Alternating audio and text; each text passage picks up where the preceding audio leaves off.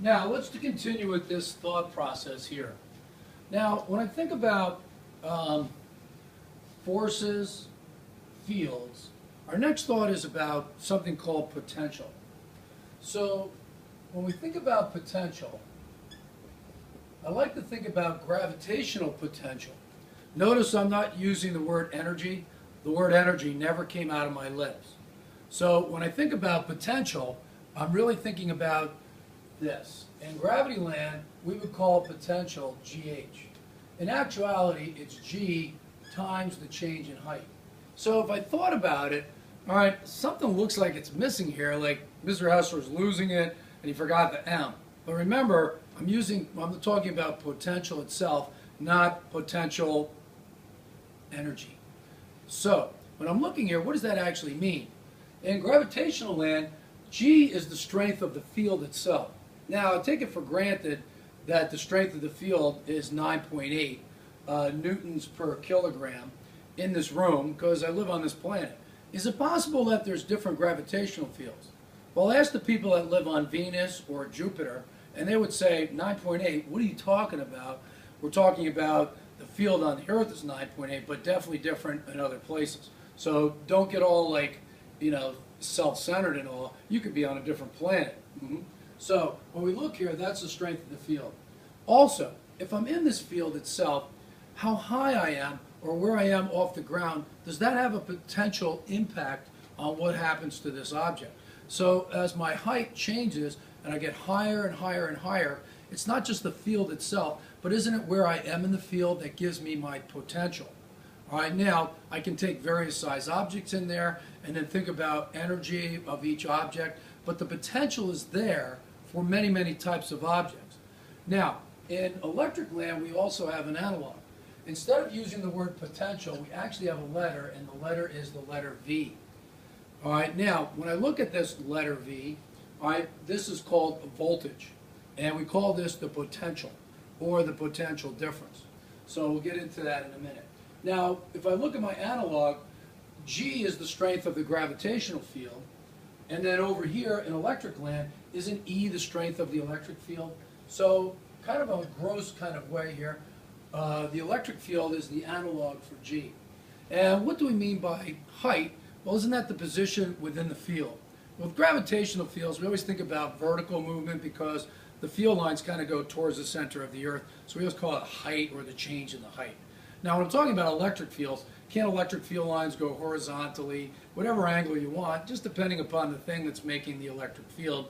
So instead of using height, which implies some type of vertical movement, we use just the letter R, so we end up with V equals ER.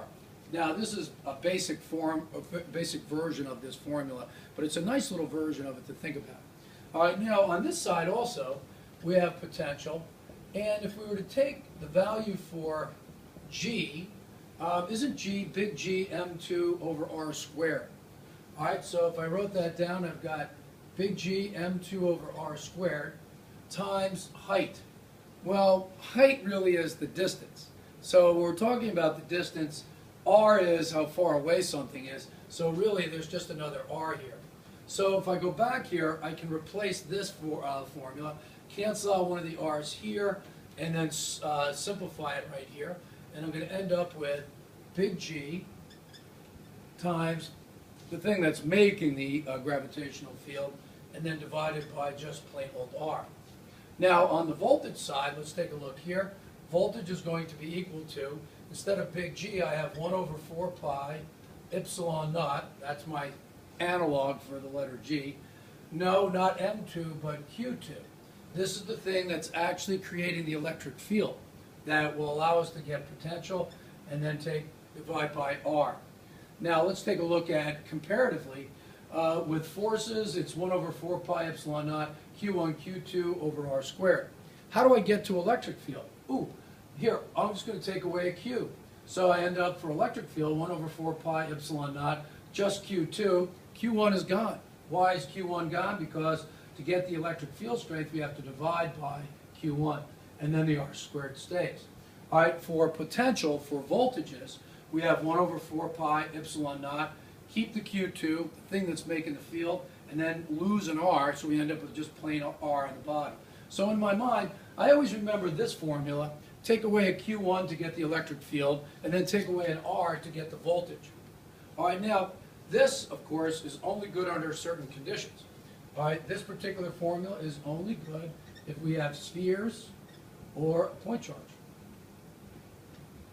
Okay, just like all the other formulas, same implied thing was that this is some type of situation where we have something that fans away. This formula, of course, is going to work all the time. All right, now, there is a better version of this formula. So let's say, for example, is it possible to vary the electric field? Can the electric field actually become changed? And the answer, of course, sure it could. So to get a better version of this formula, all right, if we take E and then make it a function, and if we look here, this R, it's not really, say in the analog, it's not the height of the object that creates the potential. Isn't it the change in the height? So if I have potential, I go from this height to this height. That's not the same thing as if I go from way up here all the way down here. The potential difference, the change there, came from the change in height. So, you know, what does height really mean? Isn't it an arbitrary thing? So if we look here, it's really about the change in the height. So here, in the electric field, it's not about how far away you are, it's how far you move within the electric field. Isn't 0, the spot, actually kind of arbitrary? So how much do you move? So instead of saying the change in R, we're going to put a little bit of dr right there. All right, now when we're done, we have to add them all up. And if we look, these are vectors, of course, and we have a dot product here because the angle of attack actually does make a difference even with potential. Remember, that goes back to electric field lines. If the lines are not quite centered and things are moving in different directions, you have to account for that using cosine, so we definitely have a dot product. And the one last thing to consider is this. The definition implies that this is negative, and we'll go into that a little bit later. So when we look at the potential, it's the exact opposite the direction of the electric field lines because we walk up the lines, up the mountain, so to speak.